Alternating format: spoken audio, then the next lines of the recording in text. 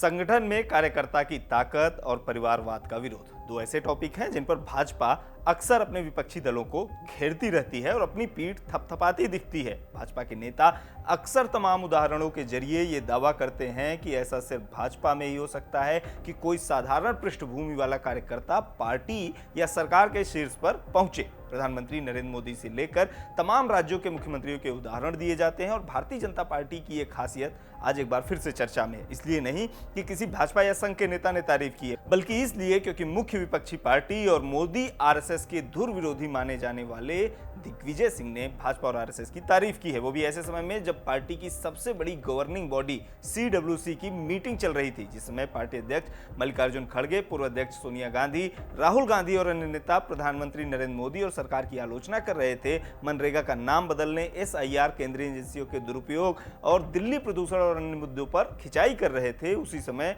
दिग्विजय सिंह उनकी तारीफ वाला ट्वीट कर रहे थे। अब सवाल है कि क्यों और इस तारीफ के मायने क्या है। नमस्कार, मेरा नाम है गौरव श्यामा पांडे और आप देख रहे हैं खबरगांव। दिल्ली में आज कांग्रेस वर्किंग कमेटी यानी सीडब्ल्यूसी की बैठक थी। सीडब्ल्यूसी कांग्रेस की सबसे बड़ी गवर्निंग बॉडी है, मतलब यहीं से तय होता है कि पार्टी को आगे क्या करना है, पीछे जो किया उसका मूल्यांकन भी होता है और इसमें पार्टी के सारे बड़े नेता और पदाधिकारी शामिल होते हैं। आज बैठक में कांग्रेस अध्यक्ष मल्लिकार्जुन खड़गे, सोनिया गांधी, राहुल गांधी, के.सी. वेणुगोपाल, शशि थरूर, रेवंत रेड्डी, सिद्धारमैया समेत जो देश भर के तमाम कांग्रेस पार्टी के बड़े नेता है वो सब शामिल हुए। लोगों की निगाहें शशि थरूर पर थी, जो पिछले कुछ महीनों में पीएम मोदी की कई बार तारीफ कर चुके हैं, लेकिन महफिल लूट ले गए मध्य प्रदेश के पूर्व मुख्यमंत्री और राज्यसभा सांसद दिग्विजय सिंह।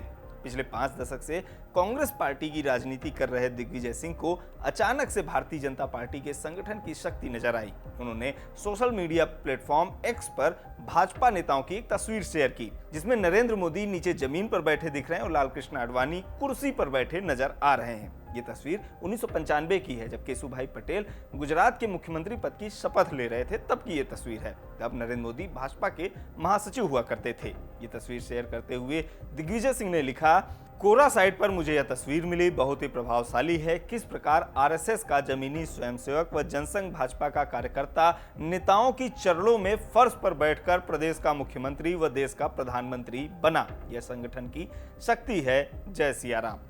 दिग्विजय ने इस पोस्ट में कांग्रेस, मध्य प्रदेश कांग्रेस, राहुल गांधी, प्रियंका गांधी को भी टैग किया। दिग्विजय सिंह का पोस्ट आया तो लोगों ने पूछना शुरू कर दिया कि दिग्विजय सिंह इस पोस्ट के जरिए क्या नसीहत देना चाहते हैं।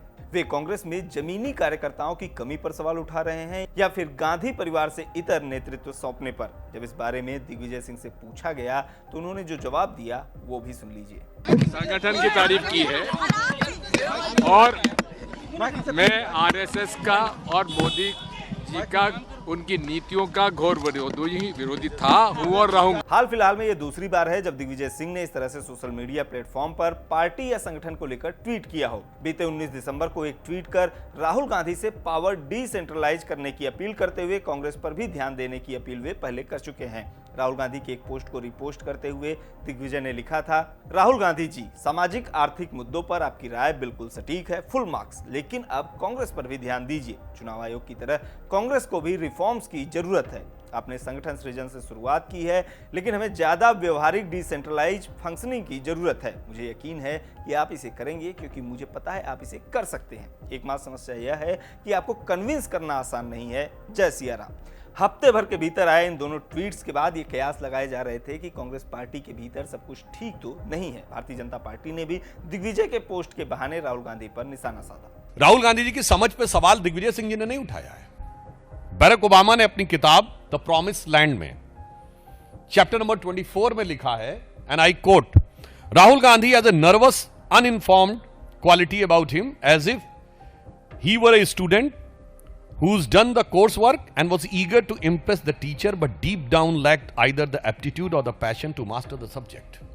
यानी वो एक ऐसे छात्र की तरह हैं जो अपने टीचर को प्रभावित करने की छटपटाहट में बहुत कुछ भाव भंगिमा तो दिखा रहा है, पर वास्तविक ज्ञान और गंभीरता का उसमें अभाव है।